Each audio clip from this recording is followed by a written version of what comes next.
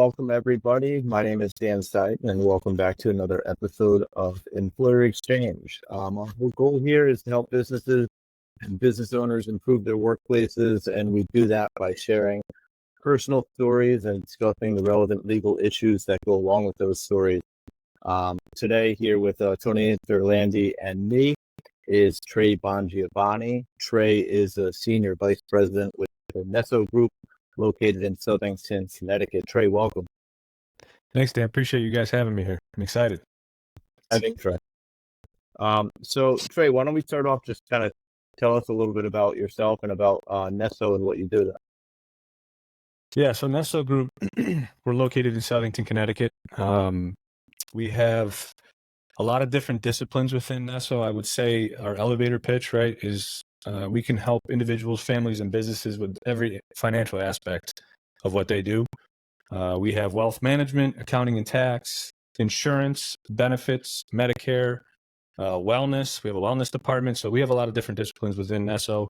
I would say, though, we are in the people business is what I like to tell people. It's not what we do, it's why we do what we do. So we're in the people business. That's awesome. So you guys are located in Southington. And how long you been with Nesso Group? I've been with Nesso Group since 2022. That's actually when we created Nesso. Nesso's only been in existence since January 1st, 2022. I've been doing what I'm doing now for 17 years. But yeah, Nesso's only been around for a few years. And what were you doing before Nesso Group?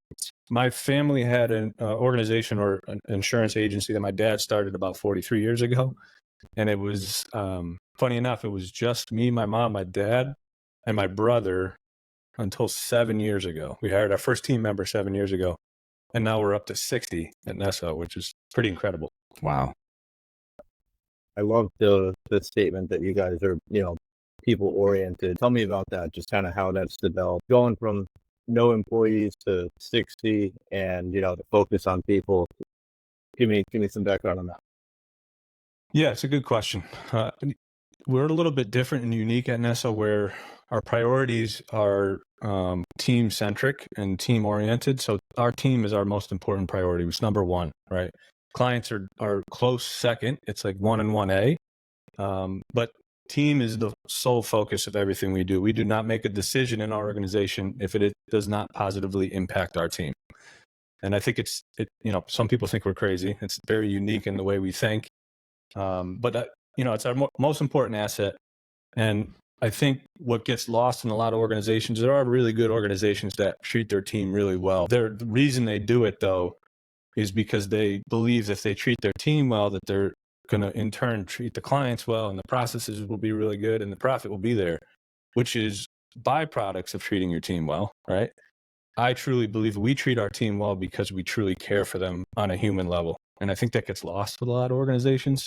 And you guys have been to our space. You kind of feel that as soon as you walk in, how much we care. And I'm sure we'll get into some of the things that we do to show that, right? To show our team how much we care for them on a human level. That's our mentality.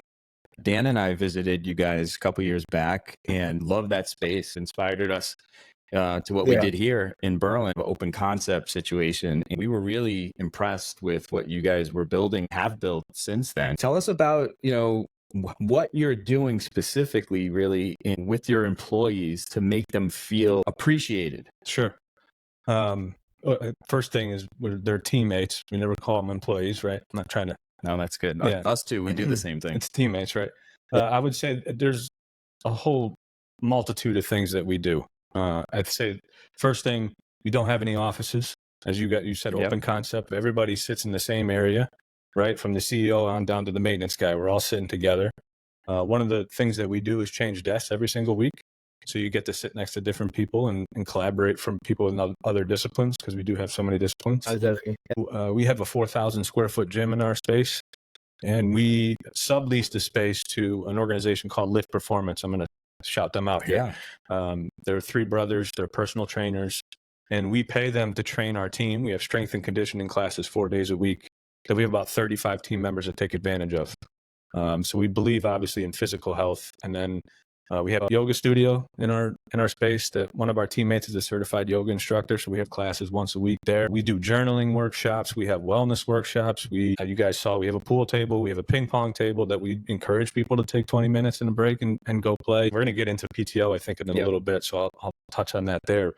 There's just a multitude of things. We pay for our team to have unlimited mental health visits via telemed or teledoc, because we think mental health is as important as physical health. I think sometimes that also gets lost in organizations and how important mental health is. And I know Dan loved the dog in the office. It was one of his favorite features. And he also loved the giant kitchen.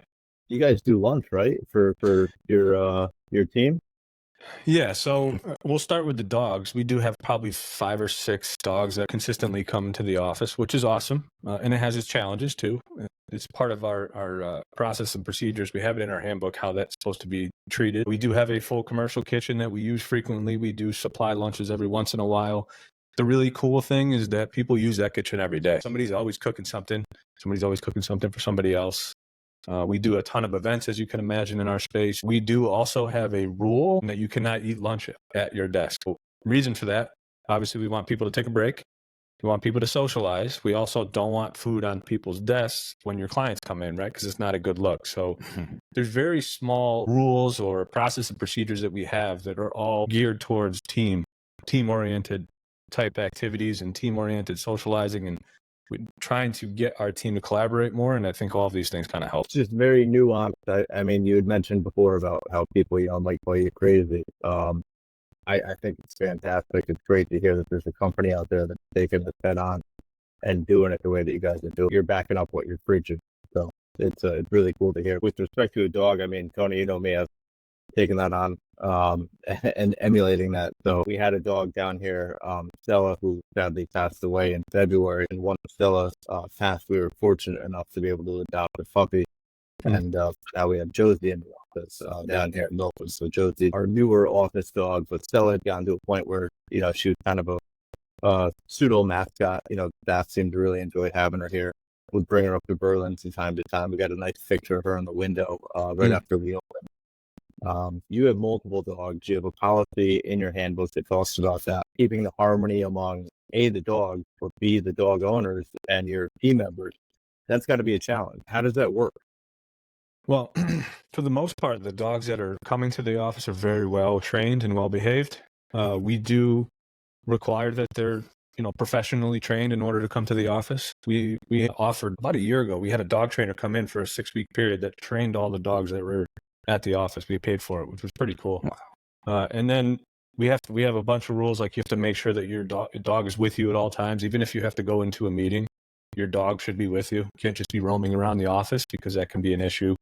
And there's a couple other rules in our employee handbook, but for the most part, the dogs are very well behaved.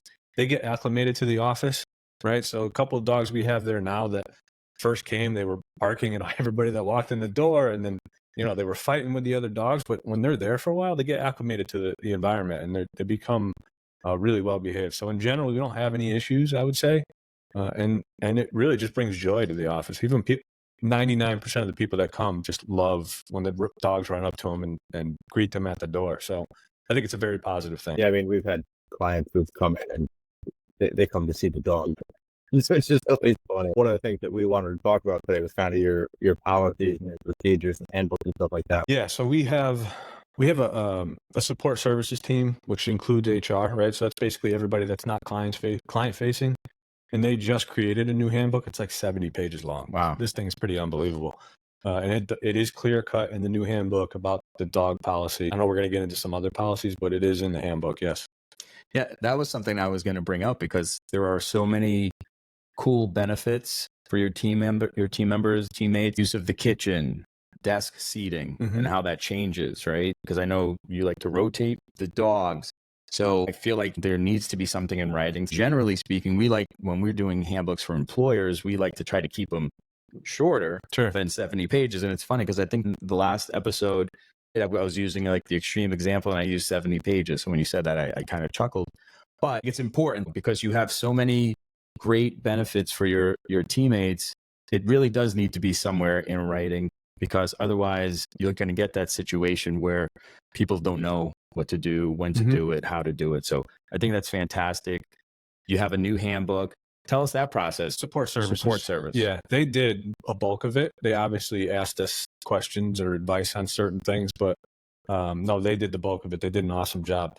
I'll give you an example, though. We did talk about clothing policy or attire, which we talked about way too much, probably 3 to 4 hours of what we wanted to be acceptable, right? And our old handbook just said your clothing must be appropriate for your day. We have like a 2-page clothing policy, like attire policy now, which I think is important. You have to be specific because people can take appropriate for your day in many different ways. As you get bigger, and, the larger we've gotten, I think the more specific we have to be with those certain things, because it's not a 10-person office anymore. We can be pretty relaxed. It has to be very specific. I think as we've grown, we've noticed the more dialed in we have to be in our process and procedures and the details of those process and procedures. Did you find that you were getting, some pushback or, maybe encountering some more issues with team members with the more ambiguous policy with dress code? No, I don't think there's pushback. I think people, we're pretty laxed in general with our dress code. It's business casual. You can wear t-shirts on Fridays. You can wear shorts as long as they're appropriate. It's pretty relaxed in general. Just to be honest, though, when we didn't have these specifics, we got people that were getting a little bit too relaxed, which is why we got pretty detailed. But nobody's pushing back. We're still pretty relaxed in the office compared to most organizations like ours. So there's no pushback. PTO came up earlier. Let's talk about that. What is the company's PTO policy, and how is it set out in the handbook or some other written document? Yeah, our PTO policy is called flexible PTO, right? So our team members at their discretion can take whatever time they need. Mental health days, vacation days, sick days, we're not counting them. We do keep track of them, but there's no limit, right? We trust our team to use the time they need appropriately. It works really well. We're very cognizant of the fact that life happens. We want people to have the flexibility to take care of things when they need to take care of them and not have to worry about ticking off your PTO days. Your kid is sick, fine, go home and take care of them. If you have a doctor's visit, it doesn't matter. We want people, life happens, and it's not life. This is the thing that I think most organizations, they talk about work-life balance. In our organization, it's about work-life integration, right? It's not work-life balance. We're spending more time at the office and with our teammates, and a lot of times than we do with our family. That needs to be integrated all together, because if it doesn't work. So part of that is flexible PTO, in my opinion. I think it's incredible, but I have to ask the question from, what do you do when you have somebody who you think is taking advantage of it? You as one of the owners or vice president of the company feels like there's a team member taking advantage. What do you do for that situation? Yeah, that's a great question. We have had 1 or 2 people that were taking advantage of it, and what we found is those 1 or 2 people didn't fit. They weren't performing what they should have performed. They didn't appreciate the organization. They just weren't a fit culturally. So it kind of equated to them eventually not being with us anyway. Most people that we trust and are doing their jobs well and truly care and are invested in Nesso, they're not taking advantage of it. Anybody who takes advantage of it is people we probably don't want in the organization anyway. What's interesting, Dan, is we've seen the opposite happen with a few people. Some people that we truly value and are great teammates, they were scared to take PTO because there's not a number associated to it. Most people are appropriately using it, and if they are abusing it, they probably don't belong anyway. I think that's a great point. Have you found people that, it's making a better workplace? I know that's kind of the idea here. Are you seeing that back when you're talking to the team? Yeah, definitely. The PTO plays a big part in that. People do not feel uncomfortable when they come in late because whatever the case may be, right? They're waiting for Lowe's to come on that 4-hour window for their new dryer. Like, nobody's stressed about that stuff because, quite frankly, not that we don't care, but we trust them to not, just like we said before, abuse it, right? And they're all getting their job done. We have an incredible team, and we truly trust that they're going to get their job done. And most of them, because of all of these things that we put in place, are invested in our growth. And I don't think PTO really matters when it comes to that. How did you guys develop that? We've read a lot of different iterations throughout the years to figure out what exactly we wanted it to look like, try to figure out what worked. We researched other progressive organizations, and where we're at now, I think, is the best iteration that we've come up with. It's taken a while to get here. That's great quality of an employer who is building a better workplace. Other policies and procedures that we could talk about Is there anything that you feel like is contributing to the overall happiness of your team members at Nesso? Do you have a 4-day work week? Is that something that you've even considered? Oh, geez, we're not that progressive yet. We may get there someday. We're not that progressive. How about work from home policy? We do have a few that, have to get their kids off the bus or on the bus one day that work from home, but we're 95% in the office, mostly because we believe, the collaboration isn't going to happen when people work from home. Everybody truly enjoys coming to the office because of all these things we're talking about. We love being in the office. We love collaborating. We've interviewed some people that had to turn away because, today's culture and today's society, some people like to work from home, and that's just not us. Do employees ever have to travel? Everything's mostly in-house. Okay. Yeah. If someone has a complaint, let's say I'm not happy, the dog came in and peed on my bag and I don't want the dog in my office. Is there a procedure in the handbook to lay that out? There is a procedure, and we have an HR manager that is part of the support services team, and they go to her and file an official complaint. We do have in the handbook what that process looks like. But yeah, we have a team that handles it, thankfully, because it used to be me at some point, and I did not enjoy that aspect of our job. One of the cool things I think that we've done at Nesso is create this support services team. So we have an IT person who handles our IT, which is awesome. Yeah. We have a guy that takes care of our maintenance in the building. We have a few people that take care of our compliance, which is a huge thing.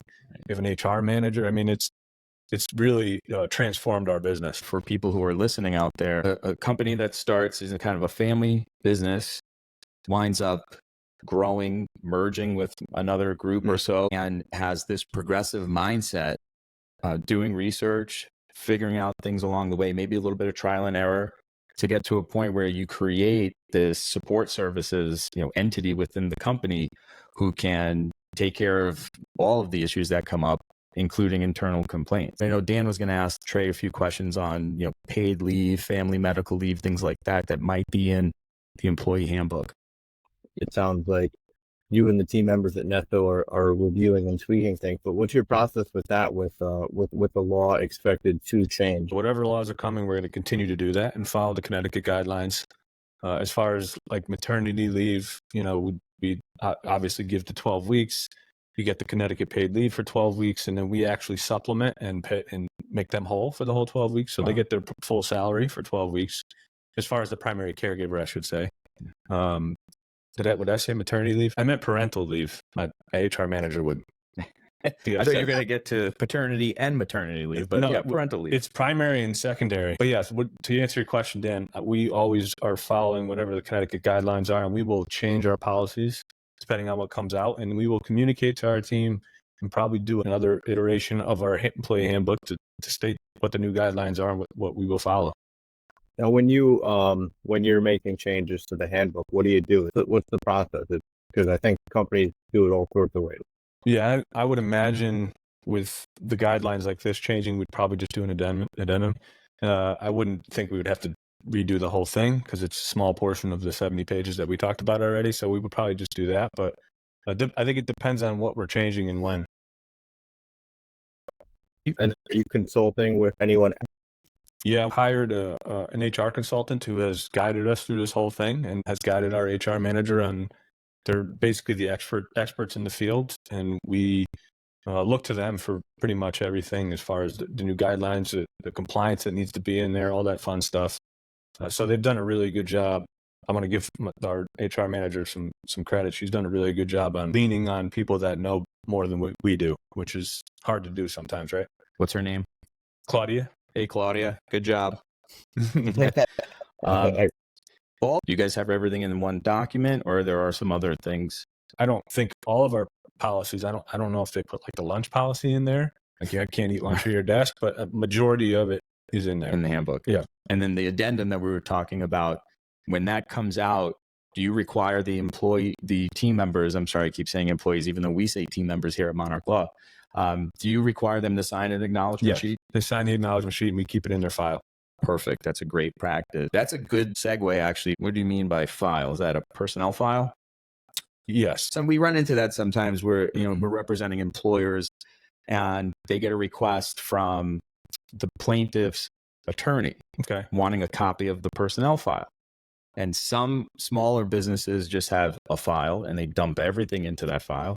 And other employers who are a little bit more educated or have consulted with an attorney have separate files, right? So there's a personnel file that's really just the hiring and the reviews. And then there are other files for medical or for, other things that may come up. Yeah, have you had a bad situation with a team member? There's been a couple difficult situations. I wouldn't call them horror stories, right? And sure. I want to commend you guys. Every time I call you, you're always there to help. My first suggestion to business owners would be to know an employment lawyer and have them on speed dial if you need them, right? And Monarch Law, you guys have always been there for us, so I appreciate that. My other recommendation would be to document everything, literally document everything. And it's the only way you can really protect yourself, because we are doing things the right way and we've involved people like Monarch Law. But I'd say document and know a good employment lawyer. That's my two recommendations. Not to share any details about. I think we made it through the situation as best we could. It was an awkward one, but again, a documentation and knowing a good employment lawyer, those are the two things that are really important. Those are highlights of this episode.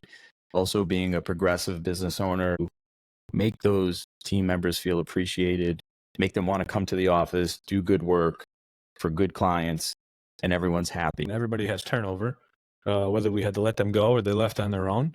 I would say 99% of the people that leave us leave on good terms. I think everything that we've put in place kind of helps us from a legal standpoint, because we're going to have less people upset when they leave and less people that are going to be more apt to sue us for one reason or another, right? So I think not only while they're there, it's important to set up a safe space that people feel comfortable in, but even after they leave, I think it helps. Is there a severance policy? Okay. It's usually a case-by-case basis, depending on what's happening with the individual. I don't believe there's anything specific in there about severance for every single person that leaves. Is there someone at Nesso that handles the unemployment side? We have the support services team. Yeah. We have a couple people that handle it, somebody that does payroll, and then our HR manager usually handles the offboarding. Has there ever been a time, let's say in the last few years, where someone appealed? Oh, no, we went and contested. All right. Especially with that specific situation I'm thinking about. Okay. All right. Almost all of us were there. Depending on the situation, we've only had like 2 people try to get unemployment benefits that shouldn't have. Right. I think we went to one of them but there was a specific reason why. Yeah, that's interesting. Trey, if you knew you were going to a deserted island and I told you could only bring one item and you were going to be there for 2 weeks, let's say it was Naked and Afraid. You ever see that show? Yes. Okay. So you're naked and you're afraid and you're on a deserted island and you can bring one item. Wow. What would you bring? And you can really tell a lot about a person by the answer they give. If you said, I'm going to bring a bag of ice, then I'd say, wow, he's not all there. It's Tony's favorite question. I've been. Oh, man. I want to give like the great, like, give me a bottle of rum, but that's like Jack Sparrow. I mean, but I don't know. I'd have to think about that one. That's a tough question. You have to survive on the island for 2 weeks. We'll come get you at the end of the 2 weeks. No one's going to give you any food. You have to catch your own food, all that stuff. Knowing that. I mean, it has to be water, right? Like a canteen of water. I guess you have to ration it out for 2 weeks, because you can't survive without water for 2 weeks. My father, who still works with us, by the way, he's 75. He started an organization. He, for some reason, this was like 10 years ago, he was obsessed with Naked and Afraid. And he used to call all of us to like watch the episode that he was watching. How can people learn more about Nesso, learn more about what you do, get in touch with you if they want to emulate what you're doing? Yeah, our website is nessogroup.com. Our phone number is 8. You can always just ask for me. I'm pretty accessible. Or ask, I mean, you can really talk to any Nesso team members. Okay, and if they're calling for your dad, they got to brush up on Naked and Afraid first, of course, right? Yeah, I wouldn't call for my dad. I love him. He's doing a good job still, but he's pretty much a mascot at this point. What is his specialty? What area is he like the guy? He still does a lot of Medicare. So he works with individuals over the age of 65 with their Medicare. And then he does a little bit of life insurance and, fixed annuities. But he does, he dabbles in it. And then he does his puzzle for about a couple hours. And we have a bunch of puzzles just scattered around the office because of him. He also built an outdoor garden on the rooftop garden that he tends to every single day. Wow. So he keeps busy. And what's his name? Terry. Doing awesome, Terry. We're going to have a watch party for the next Naked and Afraid episode. Or I think better yet, application for father-son Naked and Afraid. I think that would pull in some good ratings. My brother you're talking about, right? Yeah, and what's your brother's name? Ty. And what does Ty do within Nesso Group? He leads our wealth management team, and he's a wealth advisor on a day-to-day basis, but he does lead our wealth management team, and then we're both on our leadership team. And are there any other Bongiovanni? My sister, who's a Grillo now, she leads our support services team. So the team I've been talking a lot about today. Oh, you guys have kids? Yeah. Very cool. And where do you guys mostly, are you like located central Connecticut? Yeah. So my sister and I live a half mile from our office, which is pretty awesome. Yeah. My brother lives in Rocky Hill, so not too far. Yeah. And all of our kids, we all have 2 kids, and they're all pretty relatively close in age. So it's awesome. It's definitely check out Nesso Group on their website. They're very active on social media. In May 18th, we're doing a women's event. Yeah. And we do a lot of events throughout the year. So just keep an eye out for that. We didn't even get into it, but we have our own nonprofit called the Bonnie Foundation that we have a huge fundraiser in September. I want to plug that. Yeah. How's the fundraiser work? So we have it at Kinsman in Southington. We're having it at Kinsman this year. And the Bonnie Foundation, we just hired our first teammate there, which is pretty awesome. Wow. It's an incredible feat for us. And we help people who are helping people. So we basically take the administrative burden for other nonprofits off of their plate so they can concentrate on their mission more. So everything that we're good at Nesso, accounting services, business consulting, marketing, we try to take that off of nonprofit. We partner with nonprofits, take that stuff off their plate so they can concentrate on their mission more. We have about 6 nonprofit partners right now. I truly believe that Bonnie is going to grow much faster than Nesso at some point. Really? That's great news. Awesome development. Dan, take us home. Hey, well, Trey, thank you for being here. Thank you for spending some time with Tony and me to go over Nesso. Enjoyed every minute of being on here. And so from Tony and me, just want to tip our cap to you. Thank you. Hopefully you can come back and join us again on the Employer Exchange. So we'll count it down. 3, 2, 1.